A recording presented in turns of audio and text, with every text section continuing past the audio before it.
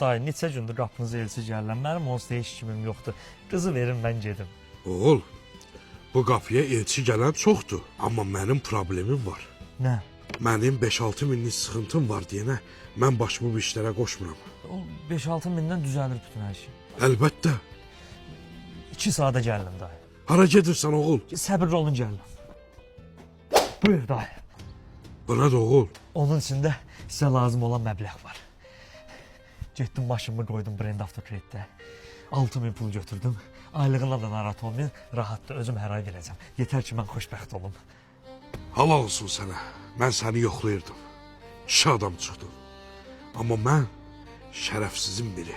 Ay, yox, elə deməyim də dayı. Yox, oğul, elə onun adı şərəfsizlikdir. Yox, niyə şərəfsiz olur, siz elə deməyim. Sən gedəndən sonra qapıya elçilər gəldi. Qəşəng də pulları var idi, qızı verdim getdi. Sən də şərəfsiz adamsan, ha? Deyirəm də oğul.